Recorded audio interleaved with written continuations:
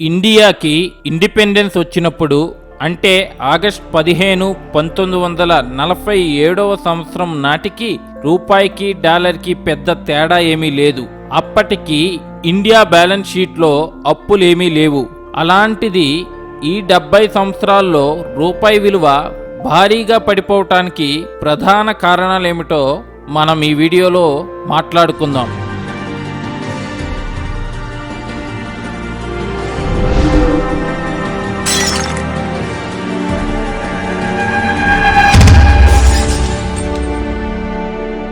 మా బాసు ఈ వీడియోని మస్తు కష్టపడి చేసిండు. మీకు నచ్చితే లైక్ కొట్టండి, షేర్ కూడా చేయండి, నచ్చకపోయినా సబ్స్క్రైబ్ చేయండి ప్లీజ్.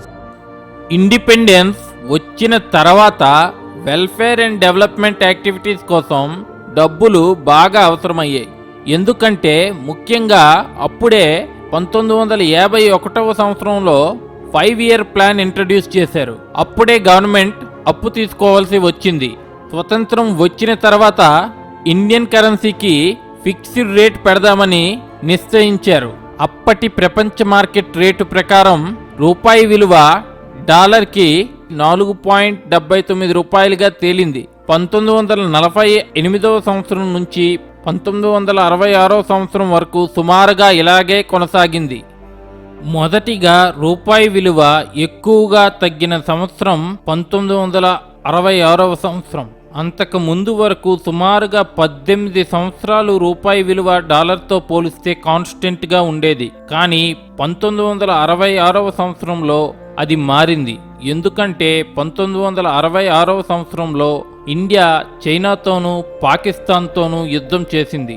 దానికి తోడు 17 సంవత్సరాలుగా ఒక్కరే పరిపాలించిన తర్వాత 3 సంవత్సరాల్లో 3 ప్రధానమంత్రులు మారారు. ఈ 2 ప్రధాన కారణాలు ఇండియా ఖజానాకి ఎసరుపెట్టాయి. ఇంకా ఏమి చేయలేక, ఎవరి దగ్గరికి వెళ్ళలేక అప్పటి ఇండియన్ గవర్నమెంట్ 57% రూపాయి డిప్రిషియేషన్ని ప్రకటించింది. ప్రకటన తర్వాత ఒక్కసారిగా రూపాయి విలువ భారీగా తగ్గింది. దీనితో రూపాయి విలువ డాలర్తో పోలిస్తే 4.75 నుంచి 7.5 రూపాయలకి మారింది. దాని తర్వాత 1966 సంవత్సరం నుంచి 1979 సంవత్సరం వరకు రూపాయి విలువ స్టేబుల్గా ఉంది. 1979 సంవత్సరంలో ఇరాన్లో తిరుగుబాటు రావడం వలన ఎనర్జీ క్రైసిస్ వచ్చింది. దానితో బంగారం ధరలు విపరీతంగా పెరిగాయి. అప్పటికే భారతదేశంలో ఎక్కువ ఇంపోర్ట్స్ ఆయిల్, బంగారం గల్ఫ్ దేశాల నుంచి దిగుమతి చేసుకునేది. ఈ ఎనర్జీ క్రైసిస్ వలన బంగారం, ఆయిల్ రేట్లు విపరీతంగా పెరిగాయి. దానివలన రూపాయి విలువ తగ్గుతూ అలా 1991 సంవత్సరం వచ్చిన సమయానికి $1 విలువ 17 రూపాయలకి చేరుకుంది. దాని తర్వాత సోవియట్ యూనియన్ స్ప్లిట్ అవ్వడం వలన, యునైటెడ్ స్టేట్స్ ఇరాక్తో యుద్ధం చేయడం వలన, ఇండియాలో పొలిటికల్ క్రైసిస్ వలన మళ్ళీ జూలై 1991 సంవత్సరంలో మళ్ళీ రూపాయికి భారీగా దెబ్బ తగిలింది. దీనితో రాత్రికి రాత్రి రూపాయి విలువ సుమారుగా 40% తగ్గింది. అంటే 17 రూపాయల నుంచి 25 రూపాయలకి చేరింది. దాని తర్వాత 1993 సంవత్సరంలో అప్పటి ఇండియన్ ఫైనాన్స్ మినిస్టర్ అయిన మన్మోహన్ సింగ్ సూచనలతో కావాలనే రియాలిటీ తెలుసుకోవటానికి రూపాయిని ప్రపంచ మార్కెట్లో ఫ్రీగా ట్రేడ్ అయ్యేటట్టు వదిలేశారు. దానికి తోడు నిత్యావసర ధరలు కంట్రోల్ చేయలేదు. దీనివలన రూపాయి విలువ బాగా తగ్గింది. అప్పటికి 26, 27 రూపాయల నుంచి 1997 సంవత్సరం నాటికి $1 విలువ 32 రూపాయలకి చేరుకుంది. దాని తర్వాత 1997 సంవత్సరంలో ఏషియన్ ఫైనాన్షియల్ క్రైసిస్ వచ్చింది. ఏషియాలో థాయిలాండ్లో, ఇండోనేషియాలో, సౌత్ కొరియాలో ఫైనాన్షియల్ క్రైసిస్ వలన అక్కడ మార్కెట్ పతనం అవ్వడం జరిగింది. దానితో ఏషియాలో ఇన్వెస్ట్ చేసిన చాలామంది ఇన్వెస్టర్స్ డబ్బులు వెనక్కి తీసుకోవడంతో రూపాయి విలువ తగ్గి $1కి 39 రూపాయలకి చేరింది. చెప్పుకోవాలంటే 1997 సంవత్సరంలో అనుకున్న దానికన్నా రూపాయి విలువ కొంచెం స్టేబుల్గానే ఉంది. ఎందుకంటే ఇండియాలో అప్పటికే కొన్ని క్యాపిటల్ అకౌంట్ రెస్ట్రిక్షన్స్ ఉండటం వలన ఇన్వెస్టర్స్ మొత్తం డబ్బులు వెనక్కి తీసుకోలేకపోయారు. దాని తర్వాత 1998వ సంవత్సరంలో Indian prime minister Pokhran 2 nuclear testing గురించి అనౌన్స్ చేశారు. దానితో ఒక్కసారిగా అమెరికా, జపాన్ మరియు కొన్ని ఇతర దేశాలు వెంటనే ఇండియాలో ఇన్వెస్ట్మెంట్స్ తగ్గించాలని నిర్ణయించుకున్నాయి. దీనితో కొన్ని నెలల కాలంలో రూపాయి విలువ 39 నుంచి 43 రూపాయలు పెర్ డాలర్కి చేరుకుంది. అలా కొంచెం కొంచెం రూపాయి విలువ తగ్గుతూ 2002వ సంవత్సరం వచ్చిన నాటికి $1కి 48 రూపాయలకి చేరింది. అదే టైంలో బొంబాయి స్టాక్ ఎక్స్చేంజ్ మరియు రియల్ ఎస్టేట్ బాగా పడిపోయిన స్థాయిలో ఉన్నాయి. దాని తర్వాత 2002వ సంవత్సరం నుంచి రూపాయి విలువ కొంచెం కొంచెం పెరుగుతూ వచ్చింది. ముఖ్యంగా 2006, 2007 సంవత్సరాలలో ఇండియాలో ఎకనామిక్ గ్రోత్ బాగా ఉండటం వలన ఫారెన్ ఇన్వెస్టర్స్ ఎక్కువగా ఇండియాలో ఇన్వెస్ట్ చేశారు. దీనితో రూపాయి విలువ చాలా తక్కువ సమయంలో బాగా లాభపడింది.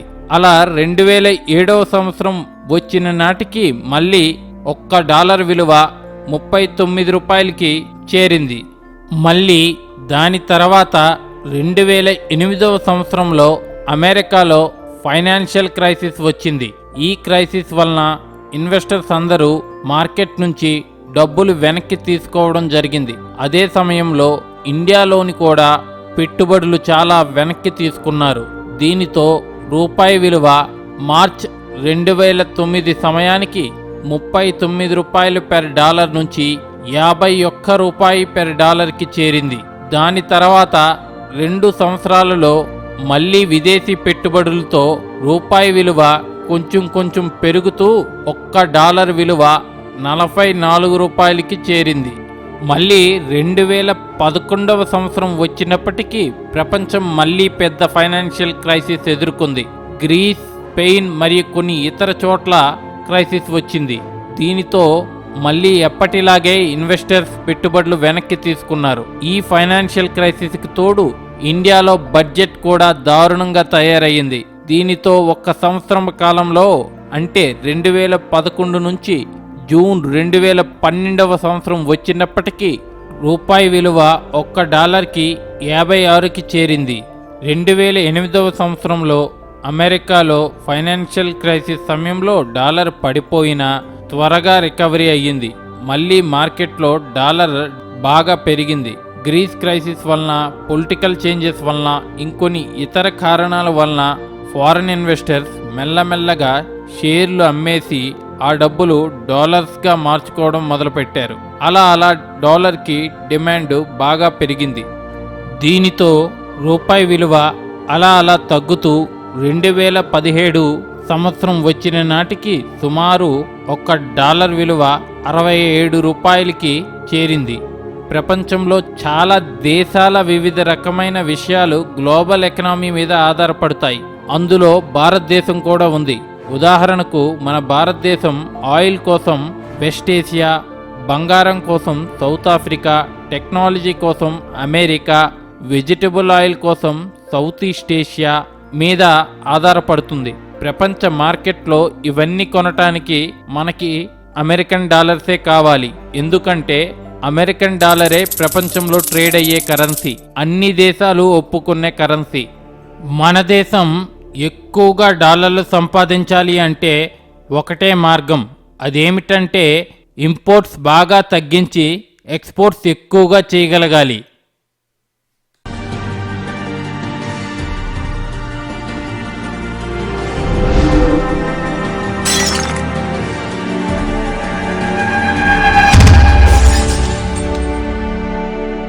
మా బాసు ఈ వీడియోని మస్తు కష్టపడి చేసిండు. మీకు నచ్చితే లైక్ కొట్టండి, షేర్ కూడా చేయండి. నచ్చకపోయినా సబ్స్క్రైబ్ చేయండి ప్లీజ్. Thank you Tommy.